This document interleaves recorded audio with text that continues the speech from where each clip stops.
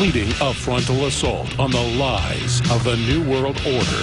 It's Alex Jones on the GCN Radio Network.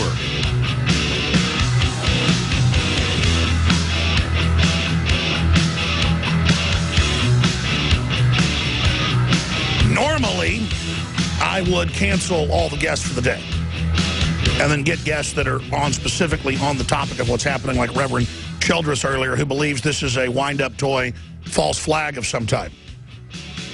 Normally, I would do that. But with the guests we've got, there's no need to do that because he's such an expert.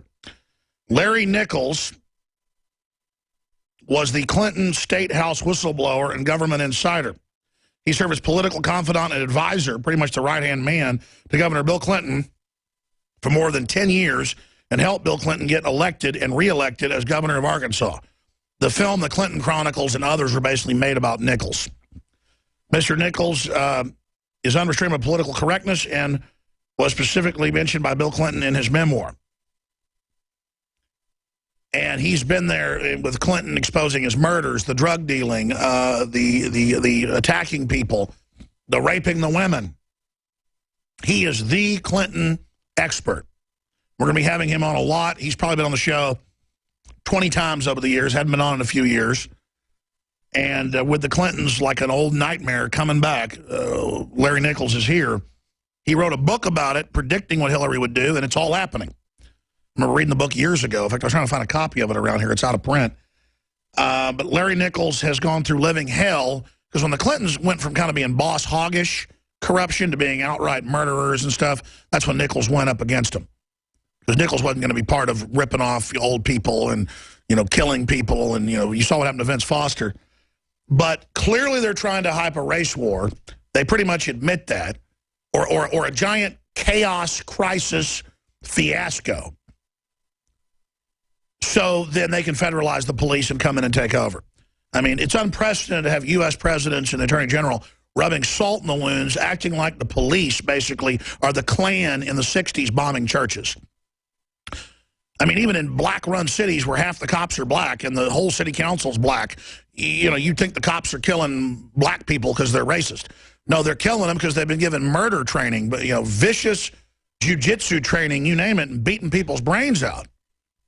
I mean, I've been to jail for protesting and had them in the Travis County jail for no reason. Didn't smart off, nothing. Run my head in the wall, give me a little bruise, wasn't that hard. And then the jail guard's like, you want to do something? Go ahead. I had the New York police, when they arrested me for protesting, take my handcuffs off in the jail bay, 5 cops, and go, you want to do something? Go ahead and make a swing, and then sit there and start talking trash to me. And I was like, are you kidding? I said, are you really about to attack me and say I attacked you? I said, whatever. Then they had some guy come up and taunt me in the jail cell. And I'm not even going to go into that. The point is, it wasn't because most of them were white in that precinct and I was white. You got some mentally ill jerks who want power, who get in there, and instead of running them out of the departments, they're trying to put them in departments in many cities. But is that a racial issue? Maybe there's a stereotype that black people commit more crimes because of the type of crime and what's happened in those cultures. In some areas, that's true. And there's probably some racism, too. But in the final equation, having a war with the police is about bringing in chaos. So joining us is Larry Nichols. Sha'Carri Jackson's riding shotgun. Larry, when we called him, said, you don't want to move me another day? Yeah, I want to get Larry back on next week for a full hour just on the Clintons. And we'll spend some time on him today. You can have this gone for 5 hours. And let's book him today for whenever you can do it next week. We really appreciate Larry Nichols coming on. But you can see order out of chaos. You can see that they plan to not relinquish power. You can see they've been running Obama the whole time. You can see that her chief of staff was at Bilderberg this year and nobody else, showing us where they're going. So Larry Nichols, thank you so much for coming on the broadcast. Hey, Alex, how are you, my friend? It's an honor. Well, it's an honor to talk to you, and I want to get you on Skype as soon as we can, because I know you've got Skype capabilities most days, Larry, but it's good to see your picture up here on TV with us and radio. Where do you want to start? I mean, you really are, you were there where they were making the biscuits, you were there where they were making the sausage. I mean, you know how Bill Clinton was made and Hillary. What is going on? I mean, everybody has a bad feeling in their gut. We know bad stuff's coming. What do you see happening? Well, it's exactly what you and I had talked about years ago. Thankfully, thanks to you and other programs, we stopped it. You know, Bill was using, if you'll recall, Alex, Jesse Jackson. Remember, Jesse Jackson was supposed to start riots in 5 major cities. And then Bill Clinton would, of course, have to declare martial law. And once they get the provisional government rule in, then they get to be king forever. We stopped it by making it public. Well, now we've got problems. They're festering it up. And no, you are so right. It's not about race, Alex. I mean, yeah, there's the underpinning of race. But, folks, all of this that's going on is about power. Power. And the Clintons absorb power like we take in sunshine. Now, the thing that's going on today, you have to be so careful, so very careful, because at any time, you know, they're going to start tit for tat. Well, you kill some black guys, somebody kills some white guys kill some more black guys. And then you end up in this total chaos. And when that happens, all bets are off. And whoever is sitting, folks, whoever is in power, when this thing collapses, they become king or queen until they don't want to be king or queen anymore. And you're talking about some majorly powerful people, Alex, and they want it bad. Now, talking about the Clintons, the book that you and I talked about years ago, that I told your producer what I wish you would do, Alex, is take the book, The Genie's Out of the Bottle, take the front part out because that's dated to 98 and 99. Put in something current there, Alex, and then get it out to people, sell it to people, because in the book, The Genie's Out of the Bottle, it will tell you exactly what Hillary's doing, exactly, every step of the way. And as you know, how do I know? Because I helped write the book. Dick Morris, me, Paul Vigala, the people that were known as the kitchen cabinet for the Clintons. We developed this system to get a sick, perverted, pathological liar in the Deep South in the mid-'70s, elected governor, and to keep him there. And with a hippie wife that was a full-blood card-carrying, wore it around her neck, member of the United States Communist Party, Hillary, it took some doing. But it works, and it works today. And I hate to say it, Alex, but the reason I'm here with you, you and I were together when you were young and I was middle-aged. Now I'm old, and I guess you're still young. But it's back again. It's back again. It's coming. It's coming like... Well, I'm not that young, brother. I'm probably about the age you were when we first started talking 20 years ago. And we should probably briefly start at the beginning, because why you worked with them at first, but then when it got really corrupt, you said, I'm not going to be part of this. Lost everything, you name it. A lot of people got killed who were around you. They killed police, state police. I mean, they killed a lot of folks trying to shut you up, but they didn't want to kill you to turn you into a martyr. Well, and because I had to help develop the system, I knew where the bodies were hid. They knew that. And then I knew a little bit about how the system worked. And so, Alex, believe it or not, you kept me alive 20 years ago. Because by staying public, they couldn't KO me. Because if they did, everybody would say, oh, okay, they did it, and it would be them.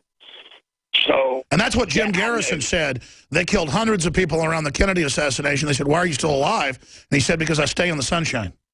That's right. You stay out in the open. I remember telling, anyway, let me back up just a moment. You're right. You know, I forget, there are 20-somethings, 30-somethings, 40-somethings, and even some 50-somethings, Alex, that don't even remember what the Clinton administration was about and who the players are, who they were, and who they're going to be again. I was with Bill Clinton. I was working for Mr. Jack and Whit Stevens, folks, and in Arkansas, Deep South, in that period of time, they owned everything. They were, as I learned later on in life, I learned they were the titular head of the Dixie Mafia. And I was in the Mafia and didn't even know it. And was on one of the FBI said I was only one of very few people, if any, that ever walked out of the mob when they were in it. But I was their guy. I was their fair-haired boy. Well, Mr. Witt found this guy named Bill Clinton, and he said, I'm going to make that kid governor. Go do it. I did. I went. I found out he was a pathological liar, womanizer. I mean, this guy's sick. His wife is sicker. Hillary Rodham at that time. She wouldn't even be called Clinton. And it's now come out that she's probably had more women than Bill. Absolutely. You remember when I said that years ago, everybody thought, my God, how can you do that? I can do it easy. Because I've watched her. I mean, she's AC/DC. I mean, she'll do whatever she's got to do to get the power, whatever, and whoever. So I took on the case of the Clintons, worked with him, working for the Stevens, built a power system around this kid, and he wanted to be president of the United States. We all laughed in those days because of Gary Hart and others that were caught fooling around with women, and it would be impossible for Bill Clinton to pull it off. But we went ahead and developed what was called the 86 Plan. And stay there. Larry Nichols joins us. Yes, the real deal, folks, in the center of the Clinton web. He knows the Hillary plan. You heard him. Race riots in America to bring in civil emergency. That's the plan, and I've never seen them geared up like this. Looks like they're getting ready to make their move.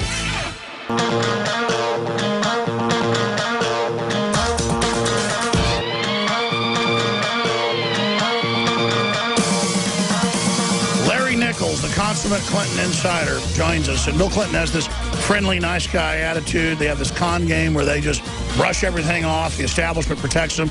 Oh, Hillary's getting money from third world dictators and countries at the State Department to allow weapons to be sold to them. Totally illegal on its face, doesn't get in trouble. Bill Clinton, quote, brushes it off. Settles cases for raping women in settlements, brushes it off. Feminists say it's great. This is a short segment, long segment coming up with Larry Nichols. Jakari Jackson's here riding shotgun with us today. Pop in anytime you want, Jakari, with any questions or comments for Larry Nichols. We're going to have Larry back on next week if he can do it for a full hour, just so we can get into the whole history of it with Hillary coming up. We already had him scheduled from last week. But in this short segment, you were getting into the beginning of it and putting Bill Clinton in there, and he wanted to be president. And then we'll finish up with that in this segment. Next segment, what Hillary will do once she gets in power. Because it's clear, it's not just trying to start a race war. They're trying to start a war with Russia. They've overthrown Ukraine. They've turned ISIS loose. They're so bold. They're so bold. It's like they're going for broke around the world, not just domestically, Larry Nichols. Well, Alex, just imagine this. The system we built in a third-rate state in Arkansas in the Deep South, we learned that if we got control of the media in Arkansas, we learned if we got control of the prosecutor, the attorney general, every prosecutor in every county, guess what? We could do anything we wanted to do. And you know what? If you got caught, so what? Nobody's going to prosecute you. That has now moved to Washington. And you're exactly right. I get so fed up with people saying, oh, this, that, and the other. Hey, this is about global power. I mean, look what they're doing. They're destroying the Middle East. I know we all say it's Obama, and it is. But remember, these people have certain goals they want, and they're going to get them. And the reason Alex, I think, can testify to it, because I told him years ago, 20-something years ago, of the goals that they were going to accomplish, and here they are. It's not an accident. It's not. Break down some of their goals, what they want, who they work for, where they're going. Well, right now, what they want is to get absolute control of government. Because once you control government, you make the rules. The next thing they want to do, they want to move us into full-bore communism. I get kind of tickled. It's not funny, but here you got old Bernie Sanders, a socialist, running against Hillary. Nobody will tell the truth. You got a socialist against a communist. They want us to become a communist society. Then They want to take the Middle East. Why? Because if you can destabilize the Middle East, Alex, now the Clintons knew this 20 years ago. If you can destabilize the Middle East, you know what you do? You got the keys to the world. You got the keys. And so all of this is moving that way. And Hillary, may I make a prediction? Number one, Jeb Bush going to be the Republican nomination for president for the Republicans, and Hillary's going to be the next president unless, Alex, you, buddy, get on a bolt of lightning and somehow can get the Tea Party to rise up together and stop it. Well, that's why they're targeting the Tea Party, the Liberty Movement, with false charges, setups. Dinesh D'Souza just got out of prison after 9 months. Right. I mean, it really is scary, the tactics they're using. It is. And the problem is, Alex, they've got the media. They've got the money. They got all these people, Karl Rove, Mitch McConnell, John Boehner.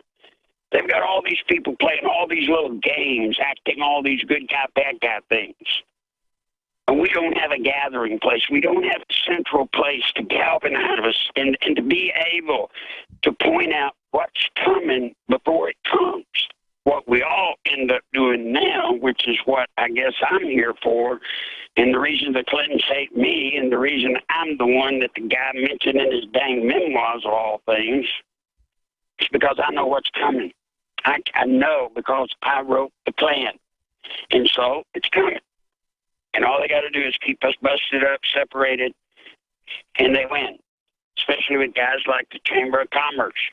You know, those people put $50 million up, not to fight Democrats, to fight Tea Party candidates at every level in the RNC. Yeah, you're a better analyst than, the so-called analysts they've got on Fox News. You've been there, you've seen it, and that's the thing. We've got the Republican and Democratic leadership with the wagon circled, right, taking over the country and literally shutting it down, trying to put us under the TPP. And now we've got Hillary racing in there to finish the job. It is just sick beyond belief. Can I tell you all, Hillary, and if you get the book, the genius out of the bottle. Stay there. We're going to talk about that. We're coming back in a long segment. Larry Nichols, the consummate insider. It makes me sick, physically sick. I was just talking to Jakari Jackson, Infowars Nightly News reporter, who we've had in here with his excellent breakdown of the tragic shooting, South Carolina. I don't want to say I'm freaked out. When Larry Nichols says this show is one of the only larger shows that'll cover these issues, I've been physically attacked. That's one thing I don't like about the Clintons. I got physically attacked and told to shut up about Waco by 5 guys. 4 of them attacked me, and they were paid. When the cops came, they tried to arrest me until they saw the surveillance footage, and they were told not to investigate it. I had all sorts of dirty tricks done. I had the military in plain clothes threaten me in parking lots. I had all sorts of other dirty tricks where feds would come to my book signings and say, hey, let's bomb the police station or whatever, and I'd go outside. I'd follow them. They'd be in an unmarked federal police car. And that's one thing under the Bushes, I kind of got left alone, even though they were involved in incredible corruption and they're tied in with the Clintons. Under the Clintons, they come after you. And I see more and more of a Clinton hand in Obama with all this persecution of conservatives, Christians, libertarians, gun owners. And it really is Mafia. I mean, that's what they are. And it's Dixie Mafia meets the CIA. And what's scary is they know they're old. They've gotten to this point. This is their chance. They know where the bodies are buried. They're blackmailing people. This is their chance to move on every front. And during the break, I was telling Jakari, I was like, I can't believe as a 41-year-old person with 3 children that it's my responsibility to do this. But I can't just sit here while they hand us over to foreign corporations, take our guns, forcibly inoculate us, double everybody's health care prices, screw everyone, put troops on don't treat death list,